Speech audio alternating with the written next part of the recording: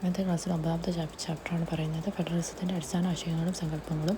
രണ്ട് തരത്തിലുള്ള ഗവൺമെൻറ്റുകളെ ഉൾക്കൊള്ളുന്ന രാഷ്ട്രീയ സംവിധാനമാണ് ഫെഡറലിസം. ചില ഫെഡറേഷനുകൾ ദ്വീപ് പൗരത്വ സമ്പ്രദായം നിലനിൽക്കുന്നു. ഇന്ത്യയിൽ നിലനിൽക്കുന്ന പൗരത്വ സമ്പ്രദായമാണ് ഏക പൗരത്വം. ജനങ്ങൾക്ക് രണ്ട് തരത്തിലുള്ള സമത്വങ്ങളും കൂറും ഉണ്ടായിരിക്കും. ഒന്ന് പ്രാദേശികവും മറ്റൊന്ന് ദേശീയവുമാണ്. രാഷ്ട്രീയ വ്യവസ്ഥകളുടെ ഓരോ തലത്തിലും വ്യത്യസ്തമായ അധികാരങ്ങളും ഉത്തരവാദിത്വങ്ങളും പ്രത്യേക ഗവൺമെൻറ് സംവിധാനവും ഉണ്ടായിരിക്കും. രണ്ട് തരത്തിലുള്ള ഗവൺമെൻറ്റുകളുടെയും വിശദാംശങ്ങൾ എഴുതപ്പെട്ട ഒരു ഭരണഘടനയിൽ ഉൾക്കൊള്ളിച്ചിരിക്കുന്നു. ഈ പരമാധികാര ഭരണഘടനയാണ് രണ്ട് ഗവൺമെൻറ്റുകളുടെയും അധികാരത്തിൻ്റെ പ്രധാന ഉറവിടം. രാഷ്ട്രത്തെ മുഴുവൻ ബാധിക്കുന്ന ചില വിഷയങ്ങൾ കൈകാര്യം ചെയ്യുന്നത് കേന്ദ്ര ഗവൺമെൻറ്റാണ്. പ്രാദേശികമായ കാര്യങ്ങളുടെ ഉത്തരവാദിത്വം നിക്ഷിപ്തമായിരിക്കുന്നത് സംസ്ഥാന ഗവൺമെൻറ്റുകളിലാണ്. കേന്ദ്രവും സംസ്ഥാനങ്ങളും തമ്മിലുള്ള തർക്കങ്ങൾ പരിഹരിക്കുന്നതിന് ഒരു സ്വതന്ത്ര നീതിന്യായ വ്യവസ്ഥ ഉണ്ടായിരിക്കും. അധികാര വിഭജനത്തിൻ്റെ കാര്യത്തിൽ കേന്ദ്ര സംസ്ഥാന ഗവൺമെൻറ്റുകൾ തമ്മിലുള്ള തർക്കങ്ങൾ പരിഹരിക്കുന്നതിനുള്ള അധികാരം നീതിന്യായ വിഭാഗത്തിനാണ്. ഒരു ഫെഡറേഷൻ യഥാർത്ഥ പ്രവർത്തനത്തെ നിർണ്ണയിക്കുന്ന ഘടകങ്ങളാണ് അടുത്തതായിട്ട് യഥാർത്ഥ രാഷ്ട്രീയം, സംസ്കാരം, പ്രത്യയശാസ്ത്രം, ചരിത്രം തുടങ്ങിയവയാണ്. പിന്നെ ഭാവിയിൽ ഭൂരിപക്ഷം, ന്യൂനപക്ഷം എന്നിങ്ങനെ ഈ രാജ്യത്തുള്ള വ്യത്യാസമുള്ള എല്ലാവരും മറക്കുവാനും അതായത് ഇന്ത്യയിൽ ഒരൊറ്റ സമൂഹം എന്ന് പറഞ്ഞത് സർദാർ വല്ലഭായ് പട്ടേലാണ്. ഒരു ഫെഡറേഷൻ സുഗമമായ പ്രവർത്തനത്തെ സഹായിക്കുന്ന ഘടകങ്ങളാണ് അടുത്തതായിട്ട് പരസ്പര വിശ്വാസം, സഹകരണം, ബഹുമാനം, നിയന്ത്രണം എന്നിവയാണ്. ഭരണഘടനയുടെ പ്രവർത്തന രീതിയെ സ്വാധീനിക്കുന്നത് രാഷ്ട്രീയ പാർട്ടികളാണ്. ഒരു ഫെഡറൽ രാഷ്ട്രീയ വ്യവസ്ഥ എന്ന നിലയിൽ ആദ്യം രൂപം കൊണ്ട ഫെഡറലിസമാണ് അമേരിക്കൻ ഫെഡറലിസം. പിന്നെ അടുത്തൊരു ഫെഡറലിസത്തിൻ്റെ സവിശേഷതകളാണ് വ്യത്യസ്ത ഗവൺമെൻറ്റുകൾ ഒരേ പൗരനെ തന്നെ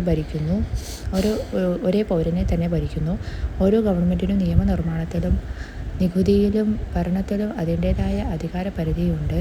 ഓരോ തരത്തിലുള്ള ഗവൺമെൻറ്റിൻ്റെ നിലനിൽപ്പും ആധികാരികതയും ഭരണഘടന നിയന്ത്രിക്കുന്നു. ഭരണഘടനയെ വ്യാഖ്യാനിക്കുന്നതിനുള്ള അധികാരം കോടതികൾക്കാണ്. വ്യത്യസ്ത തലങ്ങളിലുള്ള ഗവൺമെൻറ്റുകൾക്കിടയിൽ തർക്കമുണ്ടാകുമ്പോൾ കോടതി മധ്യസ്ഥത വഹിക്കുന്നു.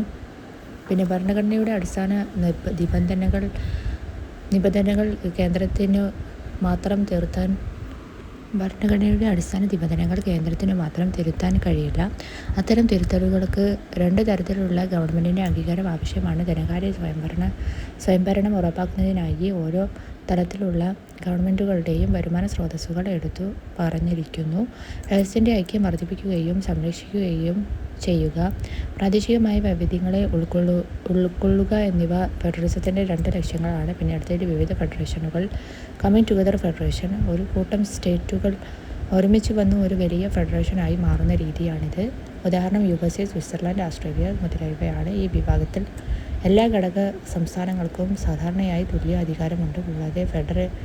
കൂടാതെ ഫെഡറൽ ഗവൺമെൻറ്റിനേക്കാൾ ശക്തവുമാണ്. ഹോൾഡിംഗ് ടുഗദർ ഫെഡറേഷനാണ് അടുത്തതായിട്ട്. ഒരു രാജ്യം അതിൻ്റെ അധികാരങ്ങൾ ദേശീയ ഗവൺമെൻറ്റുകൾക്ക് വീതം വെച്ച് നൽകുന്ന രീതിയാണിത്. ഈ വിഭാഗത്തിൽ സംസ്ഥാന ഗവൺമെൻറ്റിനെ അപേക്ഷിച്ചും അധികാരം കൂടുതലായിരിക്കും. പലപ്പോഴും ഫെഡറേഷൻ്റെ വിവിധ ഘടക യൂണിറ്റുകൾക്ക് അസമമായ അധികാരമുണ്ട്.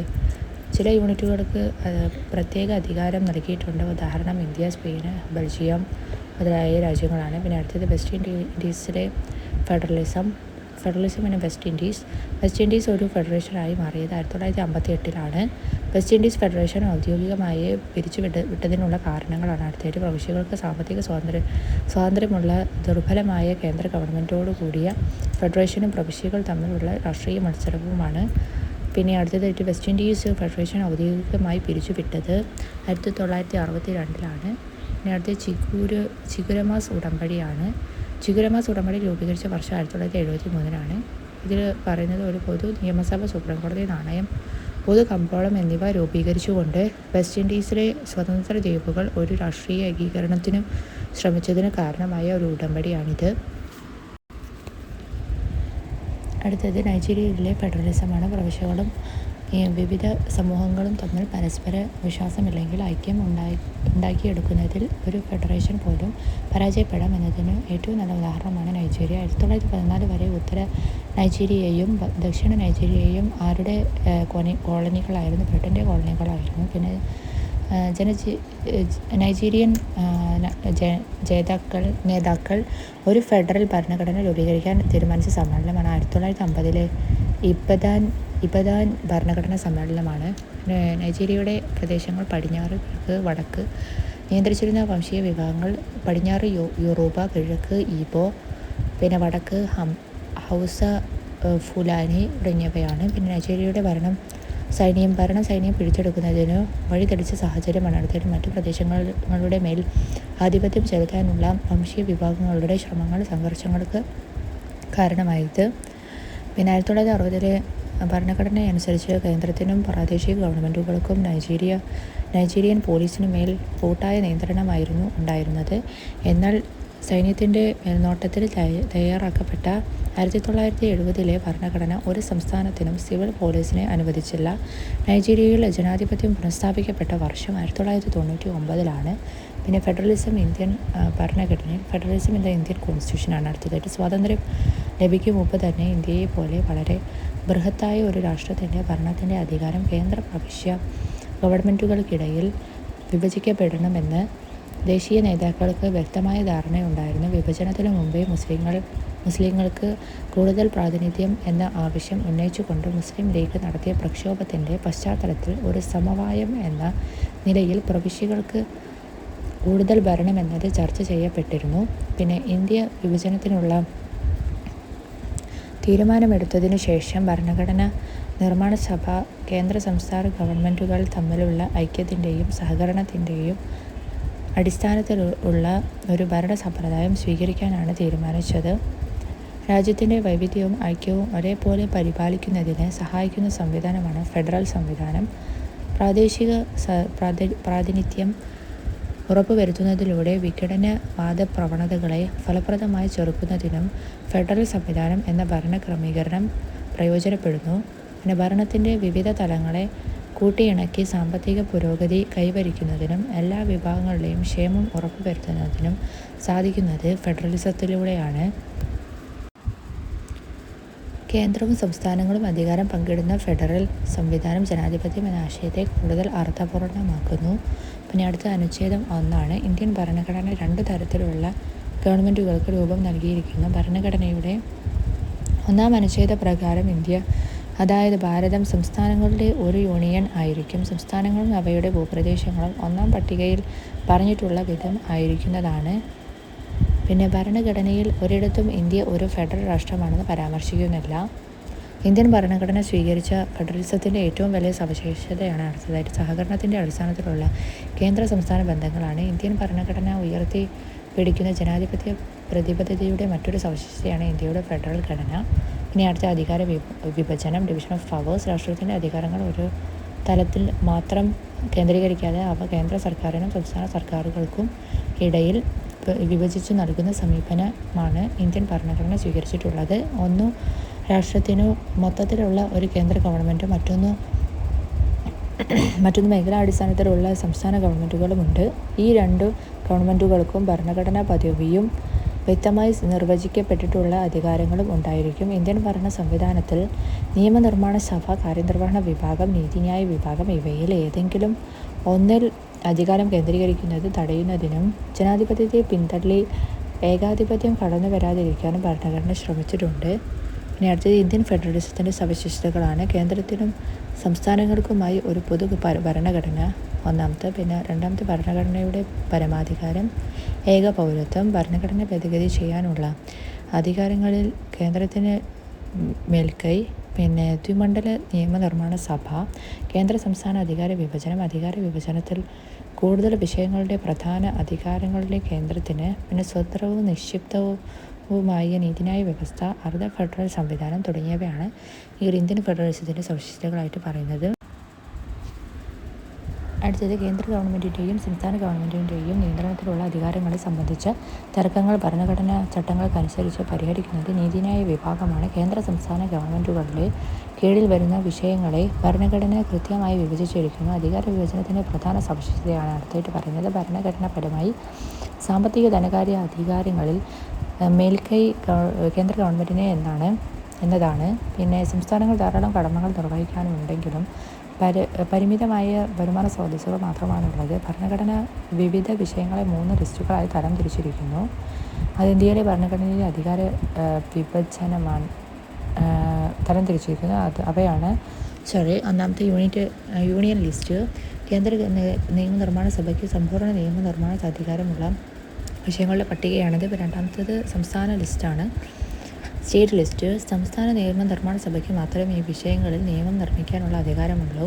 പിന്നെ കൺകറന്റ് ലിസ്റ്റാണ്. അടുത്തായിട്ട് കേന്ദ്ര സംസ്ഥാന ഗവൺമെൻറ്റുകൾക്ക് ഈ വിഷയങ്ങളിൽ നിയമം നിർമ്മിക്കാവുന്നതാണ്. ഭരണഘടന നിലവിൽ വന്നപ്പോൾ വിവിധ ലിസ്റ്റുകളിൽ ഉണ്ടായിരുന്ന വിഷയങ്ങളാണ്. അടുത്തായിട്ട് union list, state list, concurrent list തുടങ്ങിയവയാണ്. Union list 97, state list 66, concurrent list 47 തുടങ്ങിയവയാണ്.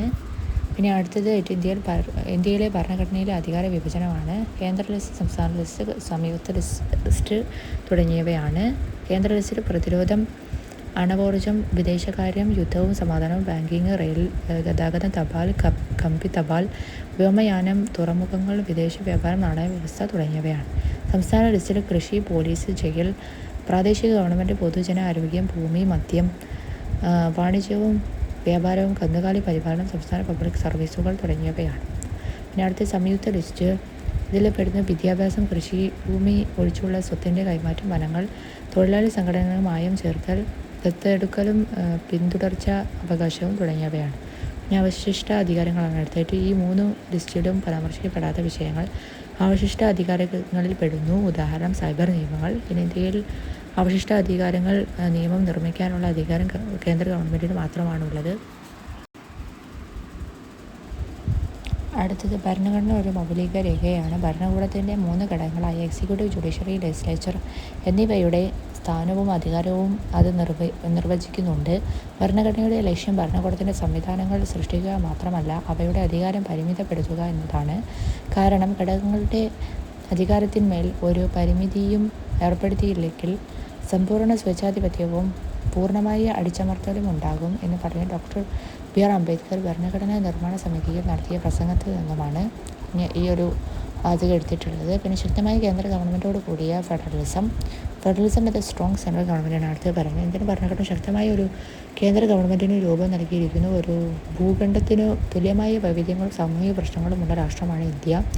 രാജ്യത്തിൻ്റെ വൈവിധ്യങ്ങളെ ഉൾക്കൊള്ളാൻ ശേഷിയുള്ള ഒരു ഫെഡറൽ സംവിധാനമാണ് ഇന്ത്യക്ക് ആവശ്യമെന്ന് ഭരണഘടന നിർമ്മാതാക്കൾ വിശ്വസിച്ചിരുന്നു. അതേസമയം തന്നെ ശിഥിലീകരണം തടയുന്നതിനും സാമൂഹിക രാഷ്ട്രീയ മാറ്റങ്ങൾ കൊണ്ടുവരുന്നതിനും ഒരു ശക്തമായ കേന്ദ്ര ഗവൺമെൻറ്റിൻ്റെ പങ്കിനെക്കുറിച്ച് ഭരണഘടനയിൽ അവർ ബോധവാന്മാരായിരുന്നു.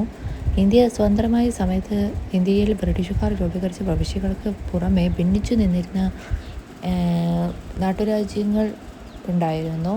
അവയാണ് 500ഓളം നാട്ടുരാജ്യങ്ങളാണ് ഉണ്ടായിരുന്നത്. ഇവയെ ഇന്ത്യൻ യൂണിയനിൽ ലയിപ്പിക്കുന്നതിനും പുതിയ സംസ്ഥാനങ്ങൾ രൂപീകരിക്കുന്നതിനും ശക്തമായ അധികാരങ്ങൾ ഉള്ള ഒരു കേന്ദ്ര ഗവൺമെൻറ് അനിവാര്യമായിരുന്നു. സംസ്ഥാനങ്ങളുടെ സഹകരണത്തോടെ സാമൂഹിക സാമ്പത്തിക പ്രശ്നങ്ങൾ പരിഹരിക്കുന്നതിന് ശക്തമായ ഗവൺമെൻറ് ആവശ്യമാണ്.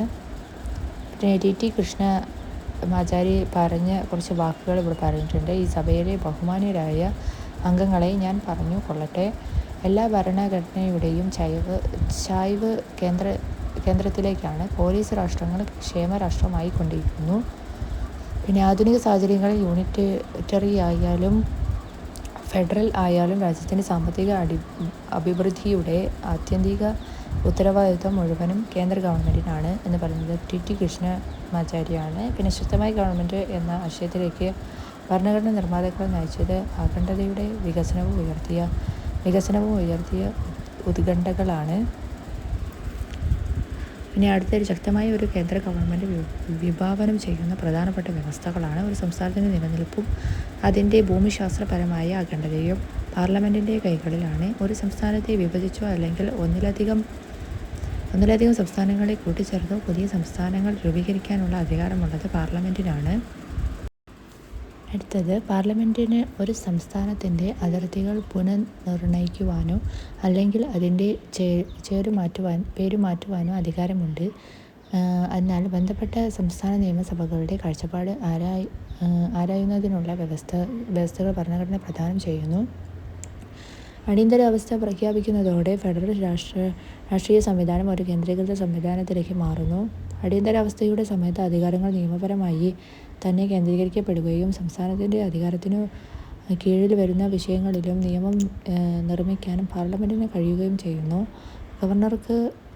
ഗവർണർക്ക് സംസ്ഥാന ഗവൺമെൻറ്റിനെയും നിയമസഭയെയും പിരിച്ചുവിടാൻ കേന്ദ്രത്തോട് ശുപാർശ ചെയ്യാവുന്നതാണ്. സാധാരണ സാഹചര്യങ്ങളിൽ പോലും സംസ്ഥാന നിയമസഭകൾ പാസാക്കിയ ഒരു ബിൽ കൈവശം വയ്ക്കുവാനോ രാഷ്ട്രപതിയുടെ പരിഗണനയ്ക്കായി സമർപ്പിക്കാനോ ഗവർണർക്ക് അധികാരമുണ്ട്. പിന്നെ കേന്ദ്ര ഗവൺമെൻറ്റിൻ്റെ ധനകാര്യ അധികാരങ്ങളും ഉത്തരവാദിത്വങ്ങളാണ് പറയുന്നത്. വരുമാനത്തിൻ്റെ പ്രധാനപ്പെട്ട സ്രോതസ്സുകളെല്ലാം കേന്ദ്ര ഗവൺമെൻറ്റിൻ്റെ നിയന്ത്രണത്തിലാണ്. സാമ്പത്തിക സഹായങ്ങൾക്ക് സംസ്ഥാന ഗവൺമെൻറ്റുകൾ കേന്ദ്ര ഗവൺമെൻറ്റിനെ ആശ്രയിക്കുന്നു.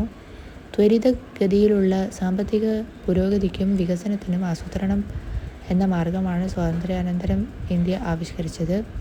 കേന്ദ്ര ഗവൺമെൻറ് നിയമിക്കുന്ന ആസൂത്രണ കമ്മീഷനാണ് സംസ്ഥാനങ്ങളുടെ വിഭവ വിനിയോഗത്തിൻ്റെ നിയന്ത്രണവും മേൽനോട്ടവും. സാമ്പത്തിക സഹായങ്ങൾ സംസ്ഥാനങ്ങൾക്ക് നൽകുന്ന കാര്യത്തിൽ കേന്ദ്ര ഗവൺമെൻറ്റിന് അതിൻ്റെ വിവേചന അധികാരം ഉപയോഗിക്കാവുന്നതാണ്. സാമ്പത്തിക വിഭവങ്ങളുടെ ഇങ്ങനെയുള്ള വിതരണം പലപ്പോഴും പ്രതിപക്ഷ പാർട്ടികൾ ഭരിക്കുന്ന സംസ്ഥാനങ്ങളെ അവഗണിക്കുന്നു എന്ന ആരോപണത്തിന് ഇടയാക്കിയിട്ടുണ്ട്.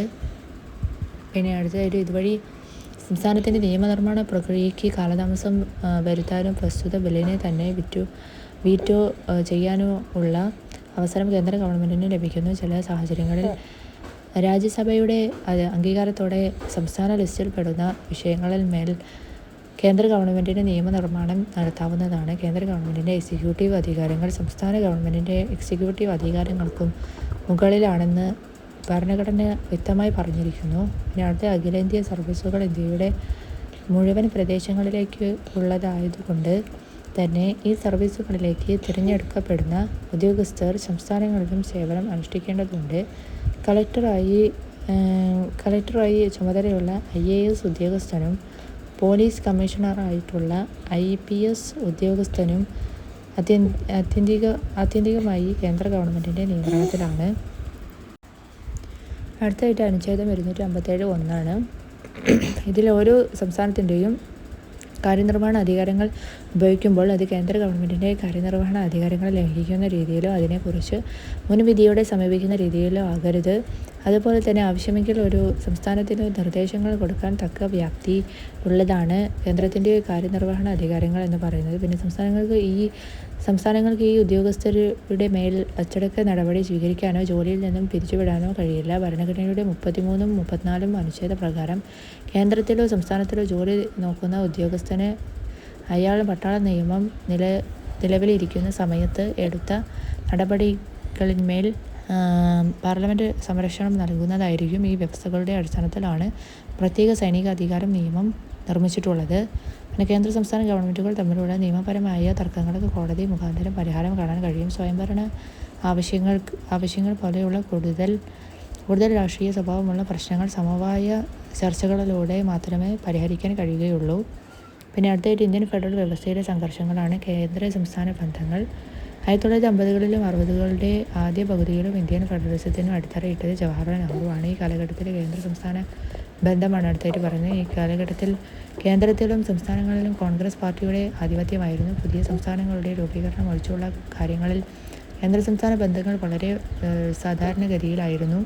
കേന്ദ്രത്തിൻ്റെ ധനസഹായത്തോടെ തങ്ങൾക്ക് വികസനം കൈവരിക്കാമെന്ന പ്രതീക്ഷയായിരുന്നു സംസ്ഥാനങ്ങൾക്ക് ഉണ്ടായിരുന്നത്. മാത്രമല്ല കേന്ദ്ര ഗവൺമെൻറ് രൂപം നൽകിയ സാമ്പത്തിക വികസനങ്ങളോട് തികഞ്ഞ ശുഭാപ്തി വിശ്വാസവും നിലനിന്നിരുന്നു. 1960കളുടെ മധ്യത്തോടെ കേന്ദ്രത്തിൻ്റെ ആധിപത്യത്തിന് തിരിച്ചടി ഏൽക്കുകയും നിരവധി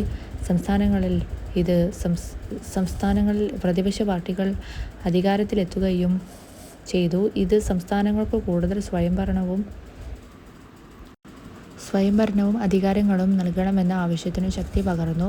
വ്യത്യസ്ത രാഷ്ട്രീയ പാർട്ടികൾ കേന്ദ്രത്തിലും സംസ്ഥാനങ്ങളിലും അധികാരത്തിലെത്തിയതിൻ്റെ അനന്തരഫലമായാണ് ഇത്തരം ആവശ്യങ്ങൾ ഉയർന്നു വന്നത്. 1990കളോടെ കേന്ദ്രത്തിൽ കോൺഗ്രസ് ആധിപത്യം പൂർണ്ണമായും അപ്രത്യക്ഷമാകുകയും മുന്നണി രാഷ്ട്രീയത്തിൻ്റെ രാഷ്ട്രീയത്തിൻ്റെ കാലഘട്ടത്തിലേക്ക് ഇന്ത്യ പ്രവേശിക്കുകയും ചെയ്തു. സംസ്ഥാനങ്ങളിലും വിവിധ പ്രാദേശിക ദേശീയ പാർട്ടികൾ അധികാരത്തിൽ വന്നു. ഇത് സംസ്ഥാനങ്ങളുടെ സ്വാധീനം വർദ്ധിപ്പിക്കുകയും വൈവിധ്യങ്ങളോട് ആദരവുള്ള പക്വമായ ഒരു ഫെഡറൽ വ്യവസ്ഥയ്ക്ക് തുടക്കം കുറിക്കുകയും ചെയ്തു.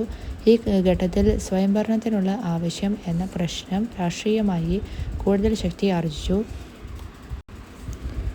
സ്വയംഭരണത്തിനുള്ള അവകാശവാദങ്ങളാണ് അടുത്തതായിട്ട് ഡിമാൻഡ്സ് ഫോർ ഓട്ടോണമി. നിരവധി സംസ്ഥാനങ്ങളും രാഷ്ട്രീയ പാർട്ടികളും കാലങ്ങളിലായി കേന്ദ്ര ഗവൺമെൻറ്റിൽ നിന്നും കൂടുതൽ സ്വയംഭരണം ആവശ്യപ്പെട്ടിട്ടുണ്ട്. തമിഴ്നാട്, പഞ്ചാബ്, പശ്ചിമ ബംഗാൾ എന്നീ സംസ്ഥാനങ്ങളും DMK, അകാലിദൾ, CPI എന്നീ പാർട്ടികളും മുന്നോട്ട് വെച്ചത് സംസ്ഥാനങ്ങൾക്ക് അനുകൂലമായി അധികാര വിഭജനത്തിൽ വേണ്ട മാറ്റങ്ങൾ വരുത്തി. അതുവഴി കൂടുതൽ അധികാരങ്ങളും വളരെ പ്രധാനപ്പെട്ട അധികാരങ്ങളും സംസ്ഥാനങ്ങൾക്ക് ലഭിക്കണമെന്ന ആവശ്യമാണ്. പശ്ചിമ ബംഗാളിലെ ഇടതുപക്ഷ ഗവൺമെൻറ് ഇന്ത്യയിലെ കേന്ദ്ര സംസ്ഥാന ബന്ധങ്ങൾ പുനഃസംഘടിപ്പിക്കണമെന്ന് ആവശ്യപ്പെട്ടുകൊണ്ടുള്ള പ്രമേയം പുറത്തിറക്കിയ വർഷം 1977 സംസ്ഥാനങ്ങൾക്ക് വരുമാനത്തിൻ്റെ സ്വന്തമായ ഉറവിടങ്ങളും വിഭവങ്ങളുടെ മേൽ കൂടുതൽ നിയന്ത്രണവും ഉണ്ടായിരിക്കണമെന്നതാണ് ധനകാര്യ സ്വയംഭരണം എന്ന് പറയുന്നത്. പിന്നെ തമിഴ്നാടിൻ്റെയും പഞ്ചാബിൻ്റെയും സ്വയംഭരണത്തിനുള്ള ആവശ്യത്തിൽ ധനകാര്യ സ്വയംഭരണം എന്നത് ഉൾക്കൊണ്ടിരിക്കുന്നു. സ്വയം ഭരണത്തിനുള്ള ആവശ്യം സംസ്ഥാനങ്ങളുടെ ഭരണപരമായ അധികാരങ്ങളുമായും സാംസ്കാരികവും ഭാഷാപരവുമായ പ്രശ്നങ്ങളുമായും ബന്ധപ്പെട്ടതാണ്. ഉദാഹരണം, ഹിന്ദി ഭാഷയുടെ മേധാവിത്വത്തിനെതിരെ തമിഴ്നാട്ടിൽ നടന്ന പ്രക്ഷോഭങ്ങളാണ്. പിന്നെ അടുത്ത് പഞ്ചാബി ഭാഷയുടെയും സംസ്കാരത്തിൻ്റെയും വികസനത്തിനു വേണ്ടിയുള്ള ആവശ്യങ്ങൾ. പിന്നെ രാഷ്ട്ര പ്രതിഭരണവും ഗവർണർമാരുടെ പങ്കുമാണ് അടുത്തത്. Role of governors and president's rule. ഗവർണറെ നിയമിക്കുന്ന കേന്ദ്ര ഗവൺമെൻറ്റാണ്. കേന്ദ്ര സംസ്ഥാന ബന്ധങ്ങളെക്കുറിച്ച് പഠിക്കാൻ കേന്ദ്ര ഗവൺമെൻറ് നിയമിച്ച കമ്മീഷനാണ് സർക്കാരിയ കമ്മീഷൻ. സർക്കാരിയ കമ്മീഷനെ നിയമിച്ച വർഷം 1983 സർക്കാരിയ കമ്മീഷൻ റിപ്പോർട്ട് സമർപ്പിച്ച 1988 സർക്കാരിയ കമ്മീഷൻ റിപ്പോർട്ടിൻ്റെ പ്രധാന നിർദ്ദേശം ഗവർണറുടെ നിയമനം കക്ഷി രാഷ്ട്രീയത്തിനതീതമായിരിക്കണം. സംസ്ഥാനങ്ങളിൽ രാഷ്ട്രപതി ഭരണം പ്രഖ്യാപിക്കുന്നതുമായി ബന്ധപ്പെട്ട അനുച്ഛേദമാണ് അനുച്ഛേദം 356. രാഷ്ട്രപതി ഭരണം സാധാരണയായി പ്രഖ്യാപിക്കാനുള്ള സാഹചര്യമാണ് അടുത്തതിൽ പറയുന്നത്. ഭരണഘടന അനുസൃതമായി ഭരണം നടത്തുന്നതിൽ സംസ്ഥാന ഗവൺമെൻറ് പരാജയപ്പെടുമ്പോഴാണ്. പിന്നെ സംസ്ഥാന അടിയന്തരാവസ്ഥ പ്രഖ്യാപനത്തിന് പാർലമെൻറ്റിൻ്റെ അംഗീകാരം ആവശ്യമാണ്. രാഷ്ട്രപതി ഭരണത്തിൻ്റെ പരമാവധി കാലയളവ് എന്ന് പറയുന്നത് 3 വർഷമാണ്. സംസ്ഥാനങ്ങളിലെ ഗവൺമെൻറ്റിനെയും നിയമസഭയെയും പിരിച്ചുവിടാൻ ശുപാർശ ചെയ്യുന്നതിനുള്ള അധികാരം ഗവർണർക്കുണ്ട്. ഇത്തരം പിരിച്ചുവിടൽ നിരവധി പ്രശ്നങ്ങൾക്ക് കാരണമാകുന്നു. അതിനുള്ള ഒരു ഉദാഹരണമാണ് അടുത്ത് പറയുന്നത്. 1959 നിയമസഭയിൽ ഭൂരിപക്ഷം ഉണ്ടായിരിക്കുന്ന കേന്ദ്ര ഗവൺമെൻറ്റിനെ പിരിച്ചുവിട്ടത്. 1967 ശേഷം ഇന്ത്യയിലെ വിവിധ സംസ്ഥാനങ്ങളിലെ ഗവൺമെൻറ്റുകളെ അവരുടെ ഭൂരിപക്ഷം പരിശോധിക്കാതെ പിരിച്ചുവിട്ടത് തുടങ്ങിയവയാണ്. പിന്നെ അടുത്ത് ഇത്തരത്തിലുള്ള ചില കേസുകൾ കോടതിയിലെത്തുകയും ആ കേസുകളുടെ വിധിന്യായത്തിൽ പ്രസിഡന്റ് ഭരണത്തിൻ്റെ ഭരണഘടനാ സാധുത പരിശോധിക്കാനുള്ള അധികാരം കോടതികൾക്കാണെന്ന് വ്യക്തമാക്കുകയും ചെയ്തിട്ടുണ്ട്. 1967 വരെ 356 വകുപ്പ് അപൂർവമായി ഉപയോഗിച്ചിരുന്നുള്ളൂ. 1967 ശേഷം നിരവധി സംസ്ഥാനങ്ങളിൽ കോൺഗ്രസിതര ഗവൺമെൻറ്റുകൾ അധികാരത്തിലെത്തി. അപ്പോഴും കേന്ദ്രഭരണം കോൺഗ്രസിനായിരുന്നു. കേന്ദ്ര ഗവൺമെൻറ് ഈ വകുപ്പ് ഉപയോഗിച്ച് സംസ്ഥാന ഗവൺമെൻറ്റുകളെ പിരിച്ചുവിടുന്നത് പതിവായി. പിന്നെ സംസ്ഥാന ഗവർണറെ ഉപയോഗിച്ചുകൊണ്ട് ഭൂരിപക്ഷം നേടിയ പാർട്ടിയോ മുന്നണിയോ അധികാരത്തിലെത്തുന്നത് തടയാനും അവർ ശ്രമിച്ചു. ഉദാഹരണം, 1980കളിൽ ആന്ധ്രാപ്രദേശിലെയും ജമ്മു കാശ്മീരിലെയും തിരഞ്ഞെടുക്കപ്പെട്ട ഗവൺമെൻറ്റുകളെ കേന്ദ്ര ഗവൺമെൻറ് പിരിച്ചുവിട്ടതാണ്. പിന്നെ അടുത്ത പുതിയ സംസ്ഥാനങ്ങൾക്കായുള്ള അവകാശവാദങ്ങൾ. Demands for new states. Federal സംവിധാനത്തിലെ സംഘർഷങ്ങളുടെ മറ്റൊരു തലമാണ് പുതിയ സംസ്ഥാനങ്ങൾക്കായുള്ള ആവശ്യം. ദേശീയ പ്രസ്ഥാനം ഒരു പാൻ ഇന്ത്യൻ സ്വത്വം രൂപീകരിച്ചതോടൊപ്പം ഭാഷ, പ്രദേശം, സംസ്കാരം തുടങ്ങിയവയെ ചുറ്റിപ്പറ്റിയുള്ള സവിശേഷ തത്വങ്ങൾക്കും രൂപം നൽകി. സംസ്ഥാനങ്ങളുടെ രൂപീകരണം സാധ്യമാകുന്നിടത്തോളം ഭാഷകളുടെയും സംസ്കാരത്തിൻ്റെയും അടിസ്ഥാനത്തിലായിരിക്കണമെന്ന് സ്വാതന്ത്ര്യ സമര കാലഘട്ടത്തിൽ തന്നെ തീരുമാനിച്ചിരുന്നു. പിന്നെ സംസ്ഥാന പുനഃസംഘടനാ കമ്മീഷൻ രൂപം കൊണ്ടത് 1953 ഡിസംബറിലാണ്. സംസ്ഥാന പുനഃസംഘടനാ കമ്മീഷൻ്റെ പ്രധാന ശുപാർശയാണ് പ്രധാന ഭാഷാ വിഭാഗങ്ങൾക്കെങ്കിലും സംസ്ഥാനങ്ങൾ രൂപീകരിക്കണം. 1956 സംസ്ഥാന പുനഃസംഘടനത്തിലൂടെ ചില സംസ്ഥാനങ്ങൾ നിലവിൽ വന്നു. ഗുജറാത്തും മഹാരാഷ്ട്ര രൂപീകരിക്കപ്പെട്ടത് 1960കളിലാണ്. പഞ്ചാബ്, ഹരിയാന നിലവിൽ വന്ന 1966ലാണ്.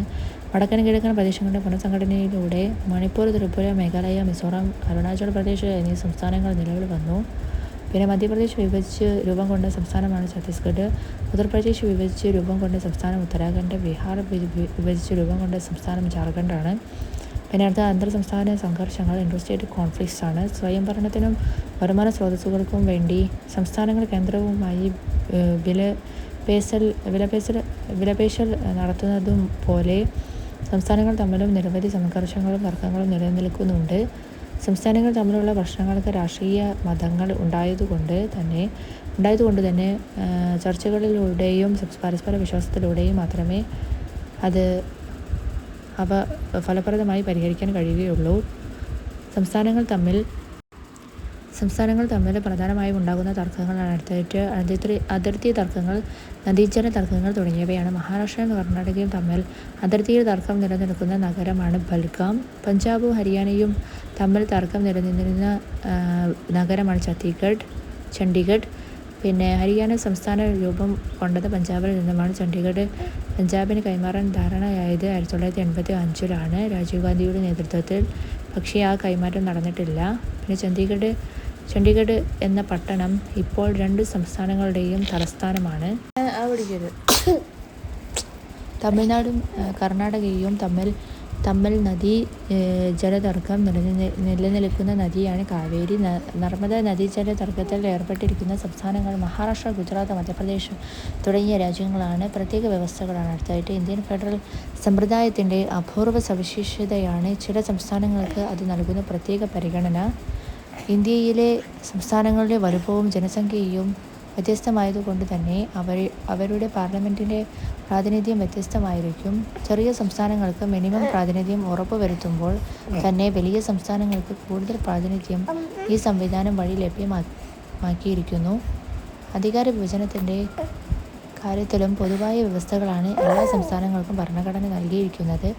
ഈ പ്രത്യേക വകുപ്പുകൾ കൂടുതലും നൽകിയിരിക്കുന്നത് ജനസംഖ്യയിൽ ഗണ്യമായ വിഭാഗമാണ്. പിന്നെ ആദിമ ഗോത്ര വർഗങ്ങൾ ഉൾപ്പെടുന്ന വടക്കു കിഴക്കൻ സംസ്ഥാനങ്ങളിലാണ്. ഈ വിഭാഗങ്ങൾക്ക് അവരുടെ സവിശേഷമായ സാംസ്കാരിക തനിമ നിലനിർത്താൻ ഇത് അവരെ സഹായിക്കുന്നു. പിന്നെ അടുത്തതായിട്ട് ജമ്മു കാശ്മീർ. ഇന്ത്യൻ ഭരണഘടന പ്രത്യേക പദവി നൽകിയിരിക്കുന്ന മറ്റൊരു സംസ്ഥാനമാണ് ജമ്മു ആൻഡ് കാശ്മീർ. സ്വാതന്ത്ര്യാനന്തരം ഇന്ത്യയിലോ പാകിസ്ഥാനിലോ ചേരാൻ അവസരമുണ്ടായിരിക്കുന്ന വലിയ നാട്ടുരാജ്യങ്ങളിൽ ഒന്നായിരുന്നു ജമ്മു കാശ്മീർ. സ്വാതന്ത്ര്യം ലഭിച്ച് കുറച്ച് നാളുകൾക്ക് ശേഷം തന്നെ ഇന്ത്യയും പാകിസ്ഥാനും കാശ്മീരിൻ്റെ പേരിൽ യുദ്ധത്തിൽ ഏർപ്പെടുകയുണ്ടായി. ആ സാഹചര്യത്തിൽ കാശ്മീരിനെ ഇന്ത്യൻ യൂണിയനിൽ ലയിപ്പിക്കാൻ കാശ്മീർ മഹാരാജാവ് തീരുമാനിച്ചു. മിക്കവാറും എല്ലാ മുസ്ലിം ഭൂരിപക്ഷ നാട്ടുരാജ്യങ്ങളും പാകിസ്ഥാനിൽ ചേർന്നപ്പോൾ കാശ്മീർ മാത്രം ഒഴിഞ്ഞുനിന്നു. ഈ സാഹചര്യത്തിലാണ് കാശ്മീരിന് ഇന്ത്യൻ ഭരണഘടനയിൽ ബൃഹത്തായ സ്വയംഭരണം നൽകിയത്. അടുത്തതായിട്ട് 370 വകുപ്പിനനുസരിച്ച് ജമ്മു കാശ്മീർ അനുഭവിച്ചു വന്നിരുന്ന പ്രത്യേക അധികാരങ്ങളാണ്. ഭരണഘടനയുടെ 370 അനുച്ഛേദപ്രകാരം കേന്ദ്ര ലിസ്റ്റിലും സംയുക്ത ലിസ്റ്റിലും ഉൾപ്പെടുന്ന വിഷയങ്ങളിലുള്ള നിയമനിർമ്മാണം കാശ്മീരിന് ബാധകമാകണമെങ്കിൽ സംസ്ഥാനത്തിൻ്റെ അംഗീകാരം ആവശ്യമായിരുന്നു. ജമ്മു കാശ്മീരിന് പ്രത്യേക പതാകയും ഭരണഘടനയും ഉണ്ടായിരുന്നു. ആഭ്യന്തര കുഴപ്പങ്ങളുടെ പേരിൽ സംസ്ഥാനത്ത് അടിയന്തരാവസ്ഥ പ്രഖ്യാപിക്കുന്നതിന് ജമ്മു കാശ്മീർ ഗവൺമെൻറ്റിൻ്റെ അംഗീകാരം ആവശ്യമായിരുന്നു. ജമ്മു കാശ്മീരിൽ സാമ്പത്തിക അടിയന്തരാവസ്ഥ ഏർപ്പെടുത്താൻ കേന്ദ്ര ഗവൺമെൻറ്റിന് കഴിയുമായിരുന്നില്ല. നിർദ്ദേശക തത്വങ്ങൾ കാശ്മീരിന് അല്ലായിരുന്നു. പിന്നെ 368 അനുച്ഛേദമനുസരിച്ചുള്ള ഭരണഘടനാ ഭേദഗതികൾ കാശ്മീരിന് ബാധകമാണെങ്കിൽ സംസ്ഥാനത്തിൻ്റെ അംഗീകാരം ആവശ്യമായിരുന്നു. ജമ്മു കാശ്മീരിന് പ്രത്യേക പദവി നൽകിയിരുന്ന ഭരണഘടനാ അനുച്ഛേദം 370 ആണ്. നിലവിൽ 370 അനുച്ഛേദം റദ്ദാക്കുകയും ജമ്മു ആൻഡ് കാശ്മീർ എന്നും ലഡാക്ക് എന്നും പേരുള്ള 2 കേന്ദ്രഭരണ പ്രദേശങ്ങളായി മാറ്റുകയും ചെയ്തിട്ടുണ്ട്. നിലവിൽ ഇന്ത്യയിലെ എല്ലാ നിയമങ്ങളും ഇവിടെ ബാധകമാണ്. ഇത്രയാണ് ഈ ഒരു ചാപ്റ്ററിൽ ഉള്ളത്.